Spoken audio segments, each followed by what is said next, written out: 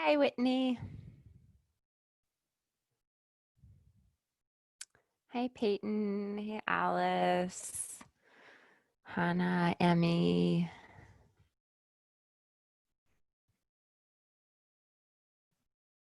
Yay, you found the chat. Yeah. Uh, awesome. We're going to be using the chat to communicate a lot today. I just said hi in the chat. You should change your chat setting to all panelists and attendees. So then you can say hi to each other as well as saying hi to me. You'll see there's two options. One is to panelists, which will just chat to me, and then the other is to everyone.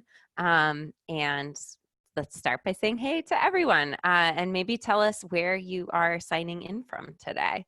I am in Brooklyn, New York, where I live, and it's good to be here with you all on this Wednesday night. Hey guys. Nice. My mom is from Houston. I've spent a lot of time there. It's a great city. Connecticut, Montreal, San Francisco, ooh, Mexico City. I really would love to visit Mexico City someday. I've heard it's an amazing city. Dallas, nice. Lots of Texas. I like it. Atlanta, cool. Awesome. Ooh, do we have two people from Mexico City? Nice. LA, Maine, cool. My dad's family is from Maine, so we're getting all the places I've spent tons of time in. Oh, okay, cool. They're from the Booth Bay area. Awesome. All right, welcome.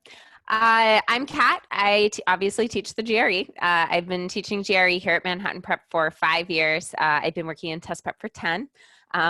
It is the career I never intended to have, but kind of fell into when I was in grad school in my early 20s. And then I really loved teaching and found that I really love teaching for Manhattan Prep. So I've stayed here and it's great. It's a great place to be. That is not to say that I love standardized tests. I would agree, I think probably with many of you, that they are really stressful and not fun to take. But one of the things I like about my job is that I get to help people figure out how to beat these tests, how to overcome this hurdle and move on into grad school and more exciting chapters in their lives. So that's what I like about doing this. Has anyone been to a free prep hour before?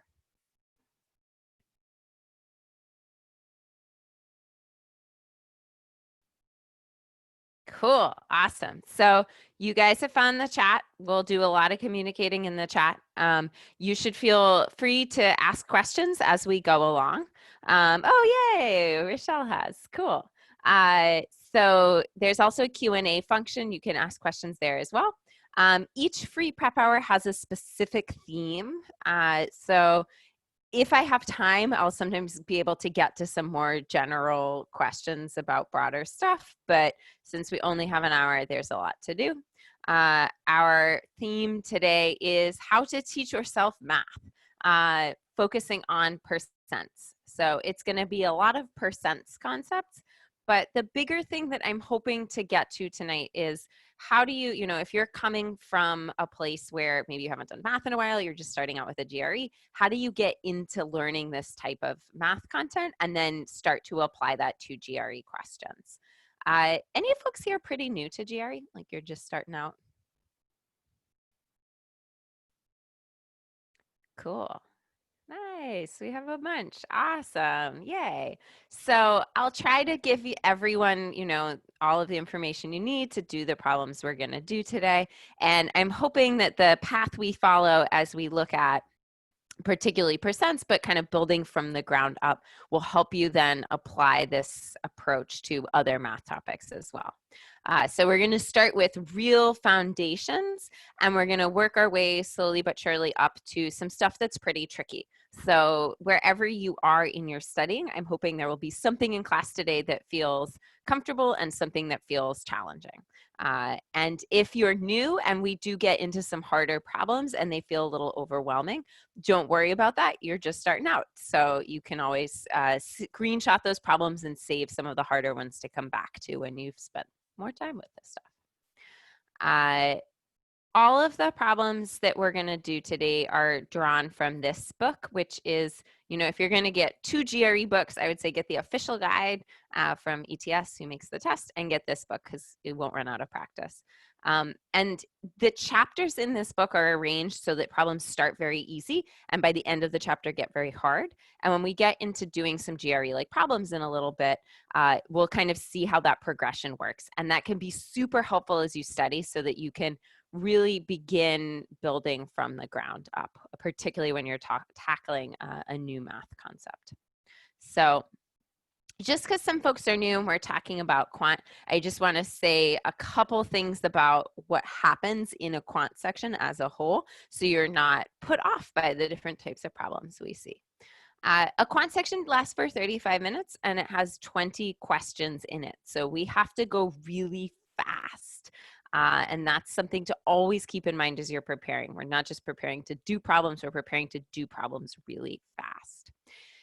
In those 20 questions, you're going to see 3 different formats. You're going to see 7 questions that ask you to compare 2 quantities. We'll see maybe one of these tonight. Most of the questions we see tonight are going to be what we call discrete quant. That's a grab bag for kind of the more typical math questions, more standard math questions. A lot of those are 5-question multiple choice like this one, but some are going to give you a box and you're going to type in a number. And we're going to see some of these text entry problems tonight as well. And then 3 questions in each quant section give you a graph or a pair of graphs and ask you questions about that. Because we're talking about percents tonight, percents as a topic is going to show up in all of these different question formats. But we aren't going to specifically look at graphs tonight. They're a little bit different. There was I did a free prep hour a little while ago on specifically the graph questions. So if you're interested in those, you might go look at what's been posted on our YouTube channel, because I think there should be a recording of a free prep hour about those. But tonight, we're talking about building math skills. So I sat down and I thought about what do I do when I have to learn something new? And then what do I do with, say, a tutoring student or students in a class when they're coming in, you know, oh my God, I haven't done math in 10 years and now I have to take this test. What am I going to do? First step, and we're going to see all of these steps in action, is to understand the foundations of the concept. Just what is this? What does it mean? Can I kind of work with it in a way that makes it feel more tactile or more intuitive to me? So just taking some time to wrestle with the sort of reasoning and theory of it. Then formulas. So you want to understand like what's actually going on in the concept. Then you want to turn to the formulas, because if you kind of understand the concept itself, it'll make the formulas easier to learn. Learn the formulas. Flashcards are still amazing. You know, get some index cards. You can't go to the store right now, get some paper and cut it up into index card shapes, and keep it with you as you study. So put those on flashcards, memorize them, and then take some time just to drill with those formulas themselves. And I'll show you what that looks like as we go through percent stuff tonight. The idea is you want to build content knowledge first and get the mechanics comfortable and fast for every quant topic that you're approaching. Then once you have that, you can start getting into GRE-like questions. But a lot of times I see students jump into questions that are too hard too soon, and it makes it feel really overwhelming and frustrating. Whereas going back and building the foundations first, then you can scale up to hard questions and it'll feel more like a step-by-step progression where you're not getting overwhelmed or stressed or putting yourself in a position where you feel like this test is undoable. I see people with all different kinds of math backgrounds, from lots of math to absolutely no math in years, come and prepare for this test and do really well in quant. So it's a very doable challenge, but I think you have to be kind of methodical about how you go about it. So once the basics are down, then start thinking about how does the GRE use this concept? Like what kinds of questions do they ask about this concept? How are they testing it? And then just start with some real easy ones and slowly, as those are comfortable, work up to some harder ones. It's really similar to training for a sport or training to lift weights or something like that. Like you start with what feels hard today, and then tomorrow you can do a little more and a little more and a little more. Super abstract list that I just gave you. So let's make it concrete and sort of see what this kind of progression would look like with percents. Percent literally means per 100, cent as in century, 100. So when we're talking about percents, we're talking about parts per 100. Maybe I read this in a book and I'm like, okay, parts per 100. I might then ask myself a question about it to check, do I really understand what this idea of parts per 100 means? Okay, so let's say I have 2% of something. What does that mean? I'm a very visual learner, so I like to draw things. So I might say, okay, let's say I have 100 people. That means that 2 of them, that would be my 2%. If I had 200 people, then 4 of them would be my 2%. If I had 50 people, then that means, okay, just 1 of them is going to be my 2%. All right, so I play around a little bit. I'm like, what does this really mean? Can I draw it? Can I imagine it? Can I make it something that's physical and real and not just an abstract thing like this? And as I'm doing this, I see like, oh, knowing that I have 2% of something doesn't tell me anything about how many people I actually have. It just tells me about the portion of the overall people that I have. And that's already a really important fact to keep in mind for GRE. Percents are not, sorry, I'll phrase this differently. Percents do not give us absolute numbers. They give us relationships. Okay, so I've drawn it. I've thought about it. I might then connect it to something else that I know. What's another quant topic that's really closely related to percents? Like another area where we're thinking about portions of wholes. Yeah, ratios is a good one. We're telling us about relationships and parts to parts. What's another one that's closely related to both ratios and percents? Yeah, decimals, fractions, nice. It's a whole family, fractions, decimals, percents, ratios. These are all of our different things that tell us about parts and wholes. So let's imagine we've already spent a little bit of time studying fractions. Now that I'm getting into percents, I might think, okay, how can I connect this new topic back to what I just looked at with fractions? So I'd say, all right, fractions, decimals, and percents, how do they relate? Well, I know a fraction tells me, okay, there's a part and there's a whole. So if I drew this, there would be 4 pieces. 3 of them would be what I want. I know that a percent is parts out of 100, parts per 100. How do I go from this fraction to this percent? If I want to rewrite 3/4 as a percentage, what can I do?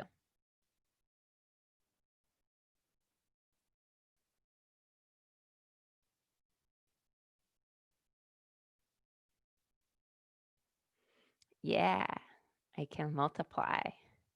Yep, yeah, if I want to get this denominator to 100, I can times both by 25, and I get 75 over 100. Percents are also kind of fractions. They're just fractions where the denominator is always 100. And that's going to be helpful too as we get into some translation stuff in a moment. How do I get from either a fraction or a percent to a decimal? How do I go from 75 out of 100, 75% to a decimal? Yeah, I can just do 70 divided by 100. And that's really nice because when I divide something by a power of 10, I just need to move my decimal place. So I'm going to move it 2 places to the left because I have 2 zeros.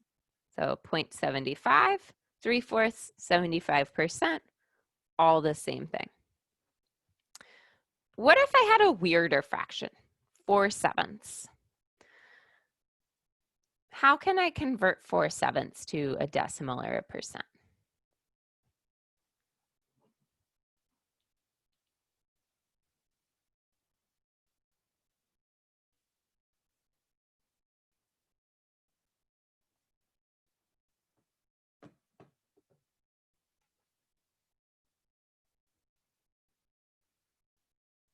Yes, yep. I'm so glad you brought that up, Lauren. The GRE does have a calculator. The calculator is very small and a little slow, and you just have some basic operations on it. It's nothing too fancy, but we definitely do want to use the calculator sometimes. So something like this, we can pretty quickly convert it to a percent or a decimal without having to pull out our calculator. But for something like 4/7, I'm definitely like, once I get into weirder territory, I'm going to start using my calculator. So I'm just going to take out my calculator now and I'm going to put in 4 divided by 7. And that gives me my decimal. And then to get from my decimal to my percent, I'm just going to move that decimal place over 2. I'm going to do the opposite of what we did, going from a percent to a decimal, and I get 57%. Being able to quickly convert between fractions, decimals, and percents is very helpful because some problems are going to be faster with one format versus the other. And as we get into more problems, we're going to see how rewriting percents as fractions or as decimals can help us to solve a lot of interesting problems. So I've taken some time to just understand what the concept is.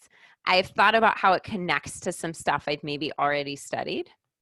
And then I'm going to get into doing just a bit of drills, playing around with things, learning my formulas. So the first formula that I want to know for percents is how to calculate percent of. This formula is part over whole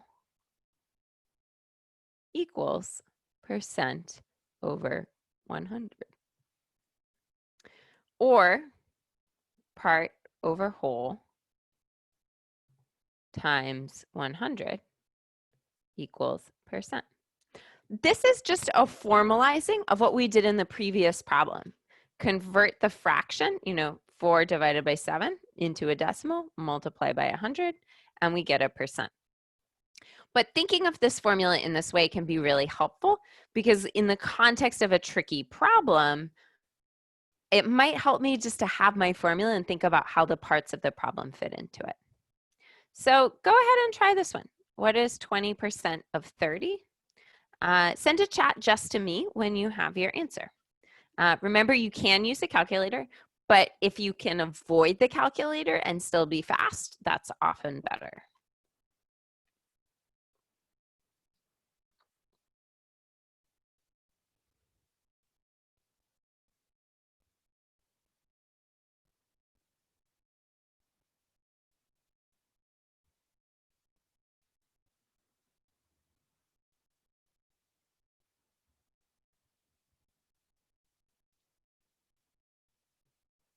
Awesome. Love it. So I can start by thinking about plugging this into my formula. Okay, so I have a percent. That's percent over 100 equals part over whole. Well, I don't know what the part is, right? What? That's going to be my variable anytime I see what equals part over 30. I can reduce on the left. 1/5 equals x over 30. And then Multiply both sides by 30. 1/5 of 30 equals x. So maybe, and then that 6 equals x. Maybe the first time I do something like this, I kind of write out this whole thing. But the next time I might say, oh, there's a shortcut. I could just take the percent times the whole, percent times whole equals part. So I could immediately jump to 0.2 times 30 equals 6. Or if I remember that 20% is 1/5 and I prefer fractions, 1/5 of 30 equals 6. One of the reasons to sort of practice with simple drills first is to find opportunities like this. Like, okay, maybe the first time as I'm practicing, I set it up the really long kind of official way. Over time, can I find little shortcuts for doing things that make my mechanics really fast? Tanya, did you have a question? I saw you raise your hand.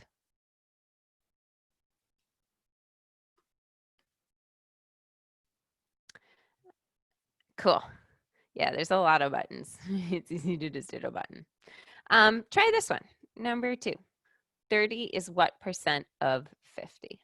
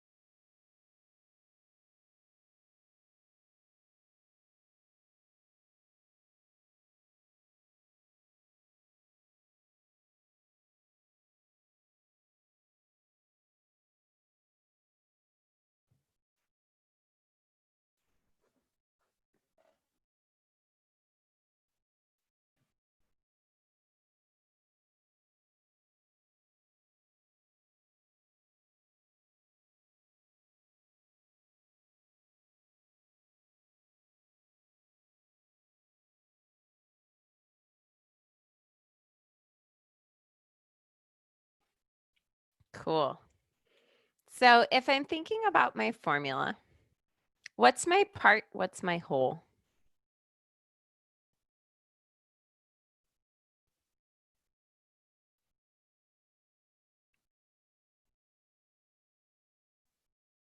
Nice. Cool. I'm seeing some folks in the chat. 30 is the part, 50 is the whole. If you're ever unsure, whatever comes after the of, that's the whole. So I could set up my equation. 30 over 50 equals x over 100. 3 over 5 equals x over 100. 3/5 times 100 equals x. 60% equals x. As I get more comfortable with this, I might notice, oh, 30 over 50, that's 3/5. I remember that 1/5 is 20% from what I just did. So I can just do 3 times 20%, 3/5, 60%. So to start, long way, look for shortcuts as you go. Everyone good so far? Questions, concerns?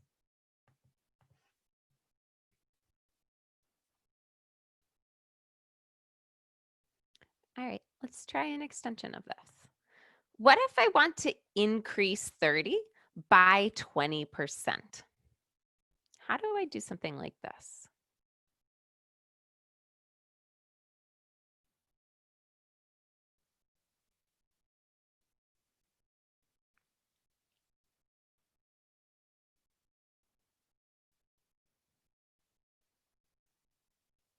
And chat to everyone here because I'm seeing some cool stuff.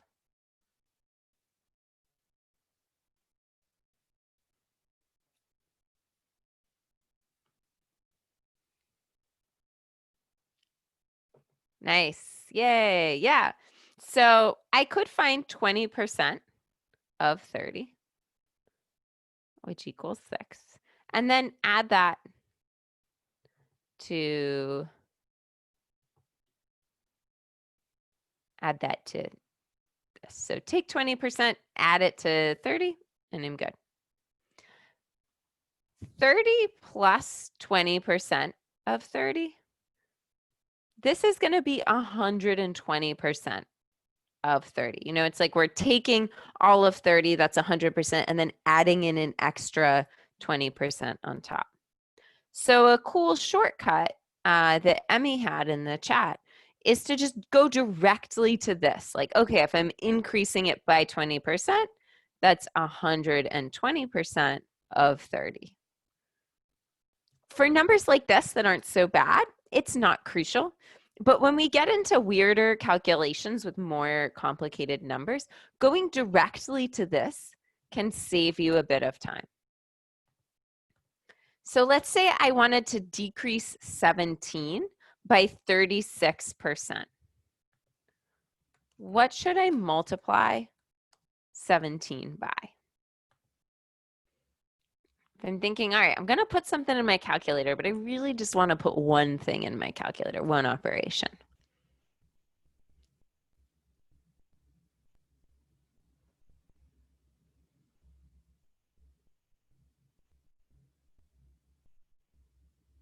Nice.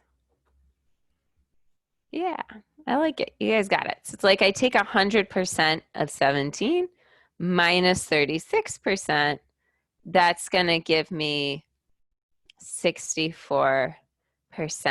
Lucienne, I wonder, are you working on an unusual keyboard? Because I'm seeing chats from you, but they're not coming out as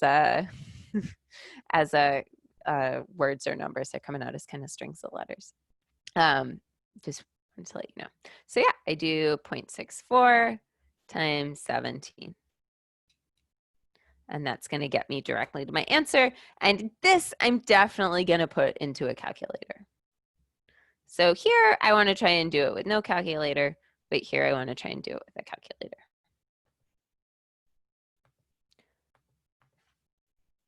Final percent formula that we need.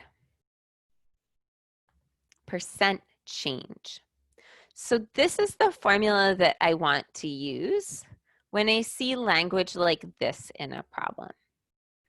What this is telling me is instead of percent of, like let's say I started with 6, or let's do different numbers. Let's say I started with 3 and I end,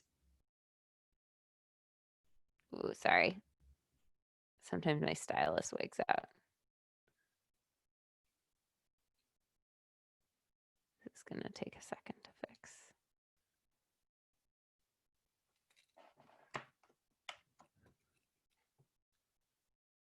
There we go.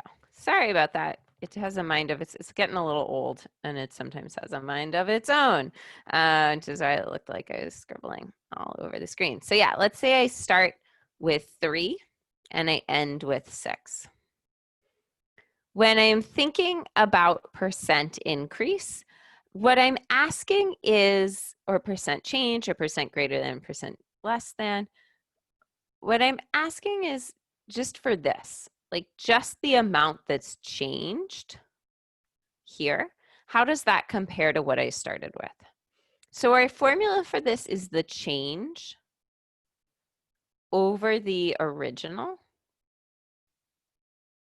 equals percent over 100. Another way that you might think about this, new minus old over old equals percent over 100. So here I'd say, okay, the change, that's 3. My original was 3. That's just 1, which is 100% change. Okay, so let's try a couple. Try this. 8 is what percent greater than 6?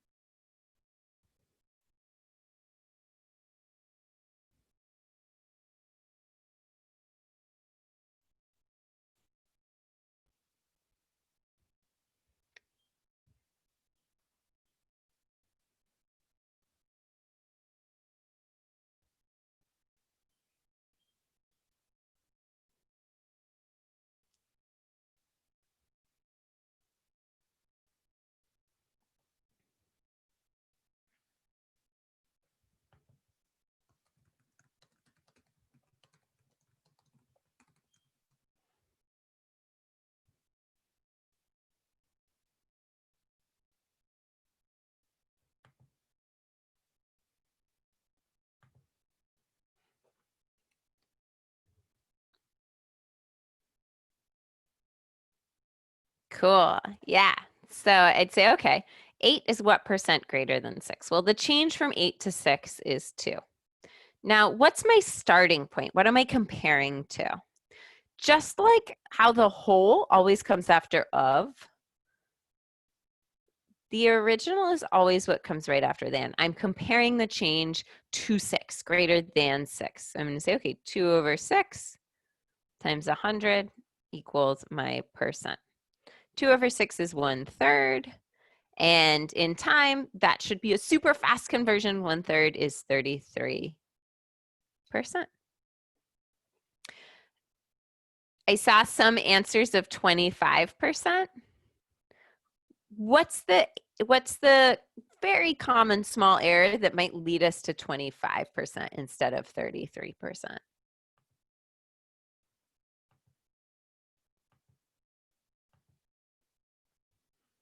Yeah, yep, if we put 8 as the original. It's trickier, figuring out what the original is definitely trickier with greater than and less than, but now you have a really simple rule. Whatever comes right after the than, that's my original. Try this one.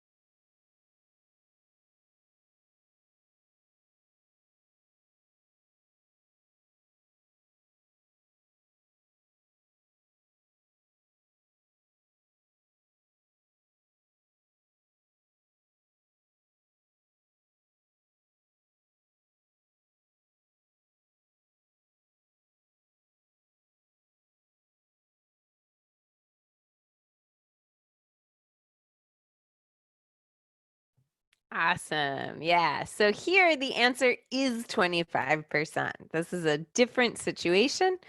My change again is 2, but here my original is 8. That's 1/4, which is 25%. Totally fine to also do a negative, like, oh, it's 6 minus 8, so that's -2 over 8.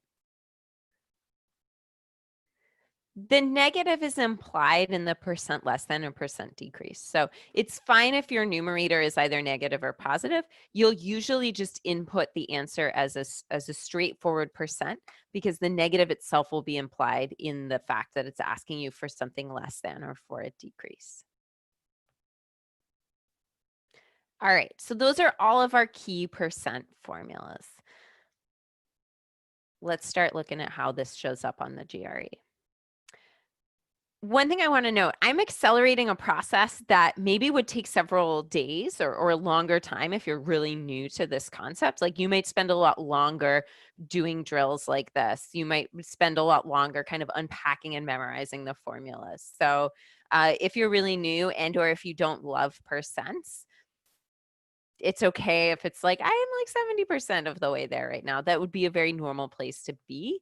And you might then want to spend more time at this level of preparation till this stuff gets really solid.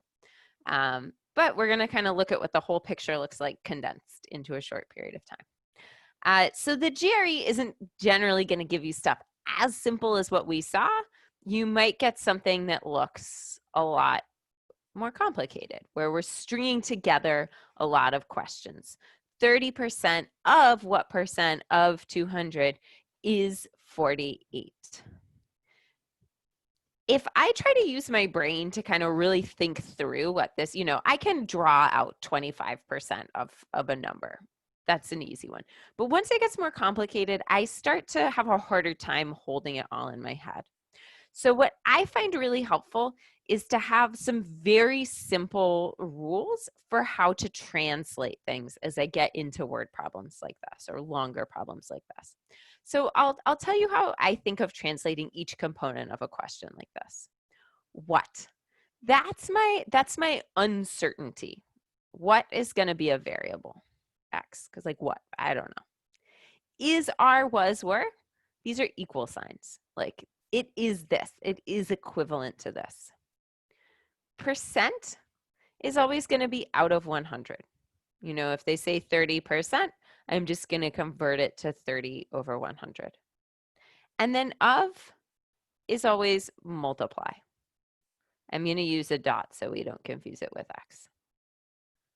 So go ahead and see if you can translate this phrase into math using this key. And you can chat me kind of the whole translation rather than the answer, because that's what I'm really interested in. How do we translate this string of text into something we could then input into a calculator or solve on paper?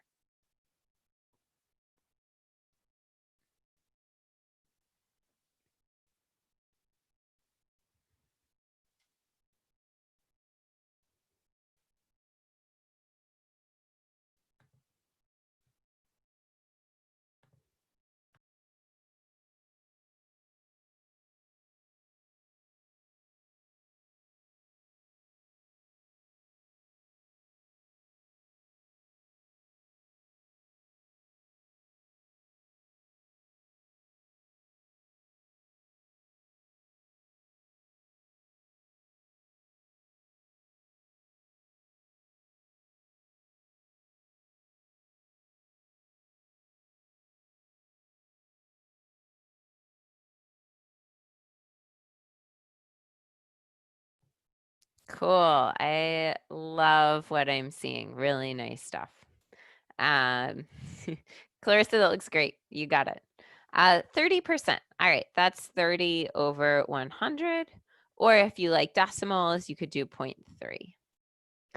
Of, so I multiply. What? That's X. What percent? So X over 100.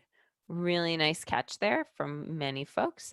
Of, I multiply again, 200. Is equals 48. And so when I have a system like this, I can take something that looks kind of complicated and I can just transcribe it down onto my paper as math that I can then calculate without having to think. And I think that's really important on the GRE because we have to go fast and we're under pressure. The less that we have to think, the happier we're going to be. Sometimes you're going to need to reason things out. It's good to be able to do that. But if you can avoid it, you're going to be happy. Now I can just finish out the math. So this becomes 2. So I have 0.3 times 2, which is 0.6x equals 48. And then I can divide 48 by 0.6, which I'm going to use a calculator for. And I get 80%.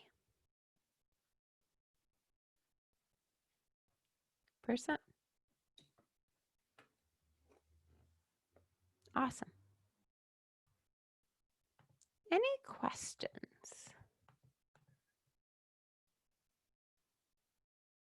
Cool. Now that we have seen kind of, okay, we've gone through foundations, we've seen an example of kind of how this gets applied in the GRE, we've broken that down. Now we're going to get into some problems. And we're going to start with something not too bad, and we're going to work our way up to things that are going to get, we have 20 minutes, so I think we can get to some stuff that's pretty hard. I have, these problems are from the 5-pound book and they're numbered. So you can see we're going to start with number 8. It's not going to be so bad. And we're going to work our way up maybe to number 70 when it's going to get kind of crazy. And we can see how that difficulty escalates.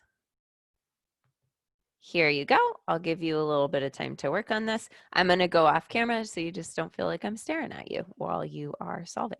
If you get an answer, chat me. If you get stuck, chat me and give you a hint.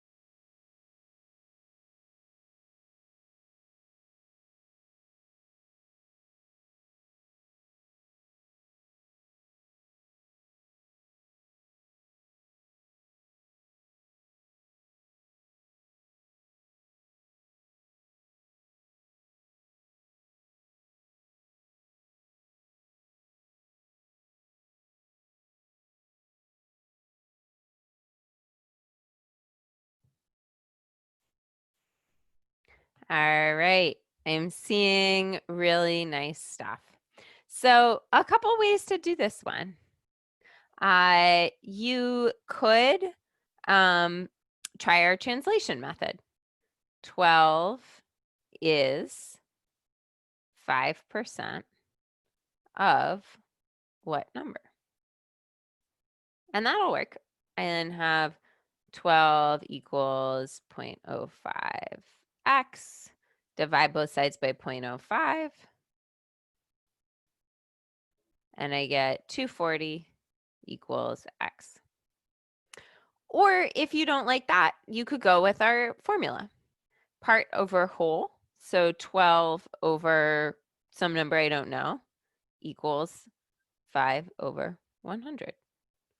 1200 equals 5x. X equals 240. Percents are cool because there's a lot of different ways to do them. And sometimes it's just trying out different methods till you find the formula or setup that's most intuitive and is going to be fastest, most kind of replicable for you. All right, let's get a little harder. We're going to go on to number 12. Here you go.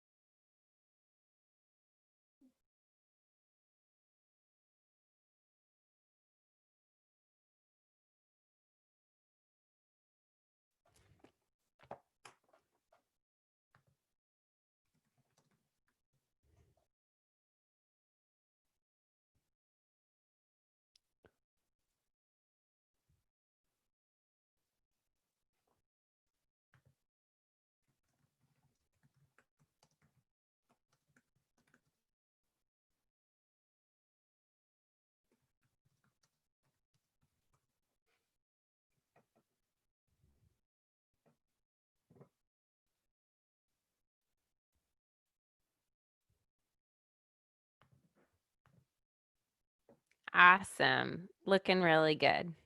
25% of 30. So 25% of 30 is 75% of what number? X. I could also use fractions here. 1/4 of 30 equals 3/4 of X. Both work. I like fractions because then I can just multiply both sides by 4. Cancel out, and I get 30 equals 3x. 10 equals x. If you prefer decimals and those are super intuitive to you, use that. Totally fine. All right, let's try something a little bit trickier.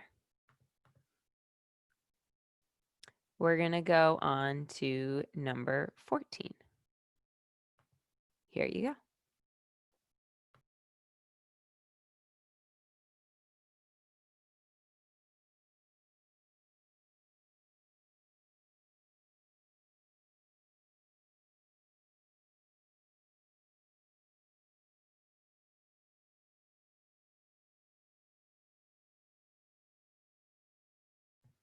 Sorry, I was clicking around problems there. I thought I had the screen paused, but I didn't.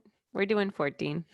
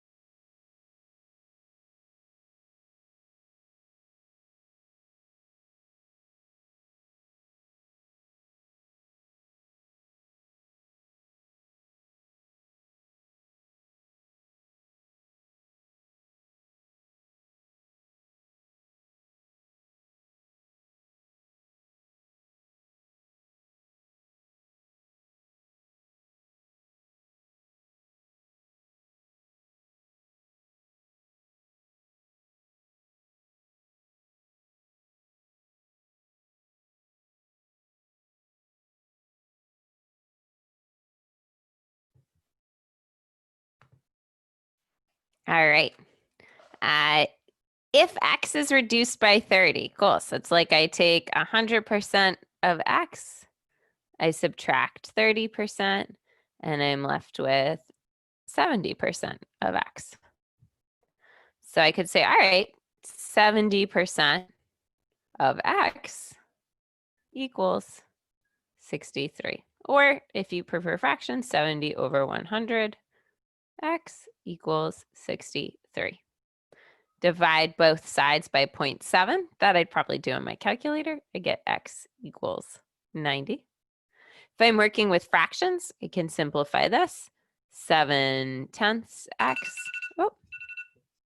equals 63. Multiply both sides by 10 over 7. And I get X equals 90. I like fractions because I can't do decimals in my head very effectively, but I can do fractions on paper like this. Like, okay, 63 times 10 is 630 divided by 7. That's like 63 divided by 7, which is 9 times 10 is 90. Like, that's sort of why I prefer fractions. Some people are great at thinking with decimals. And if that's you, go that route. If you like fractions, go that route. All right. Let's do something a little bit trickier. So now we're going to get into something that is a multiple choice problem. And it's going to be a little bit more complicated, so I might give you guys a little bit more time. Here you go.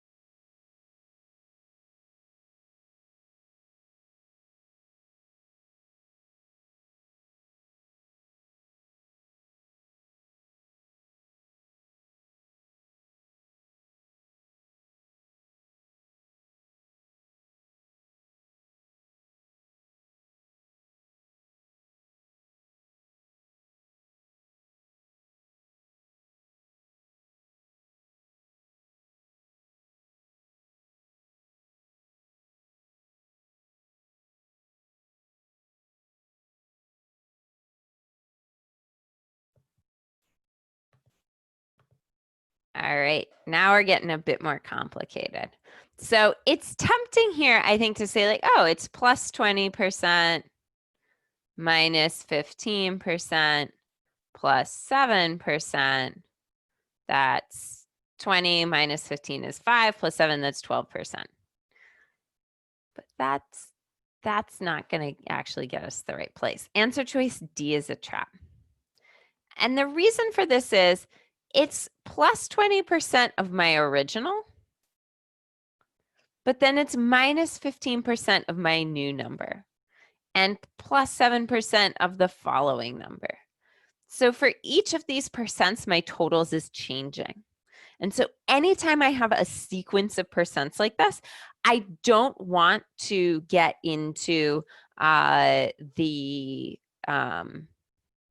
don't want to just add the percents. I have to think about it. Okay, let's say I have a number, let's call it X, and I increase X by 20%. Well, that's like multiplying X by 1.2. And then I decrease it by 15%. Well, that's like multiplying that whole new thing by 0.85. And then I'm going to decrease this whole thing by 7%. And sorry, increase by 7%. So that's going to be 1.07 times this. So it's more complicated, but I could just put this in my calculator. 107 times 0.85 times 1.2. And I get 0.09. So a 9% increase. It's the same concepts, but it's now getting a lot trickier because we're adding in layers. This is one of the big ways that the GRE adds difficulty. It adds in layers. This is not the only way to do this problem, though. Remember way back at the beginning, we looked at percents and talked about how knowing a percent doesn't tell you anything about the actual number? That can work to our advantage. Here, it's just a number. It doesn't matter what number it is. What matters is what we then do to that number. So in any problem where it doesn't matter,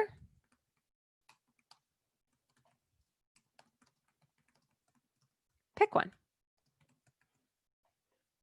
And you can pick any number you want. You just want to make it easy. So for percents, a really easy number, good rule of thumb, is start with 100. If I increase 100 by 20%, well, then I get 120. Decrease by 15%, I could put that in my calculator. I get 102. Increase that by 7%,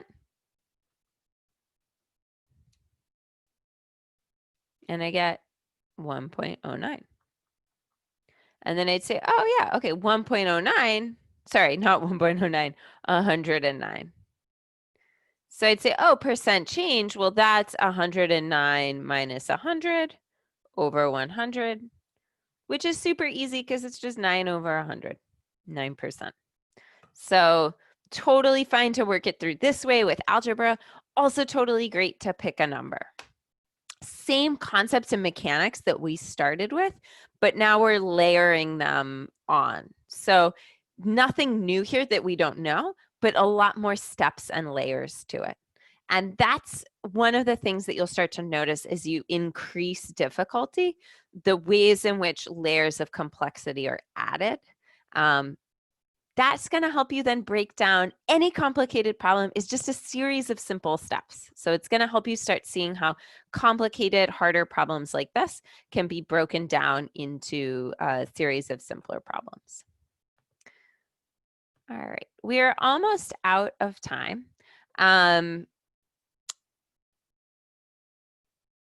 So what I want to end with is something that you should end every study session with.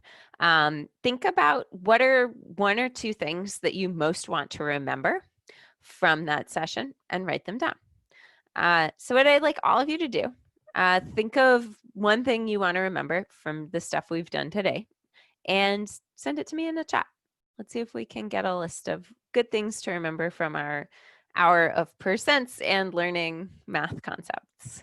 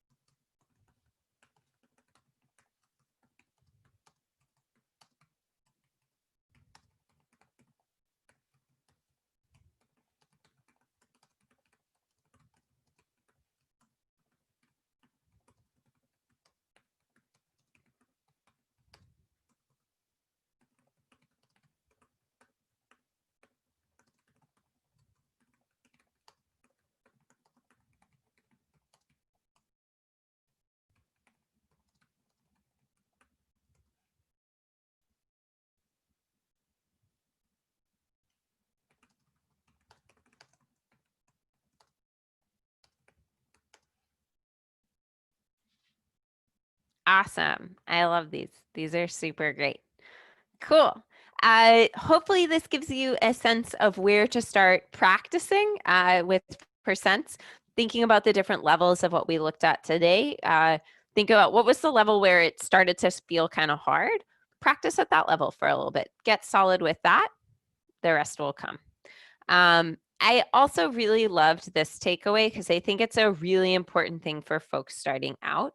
If you're new, give yourself a few weeks at least to do untimed practice. Like understand how things work, get solid with that. You can build in timing later on, but it's really hard to put time pressure on yourself when you don't have that solid foundation first. All right. That has been our hour.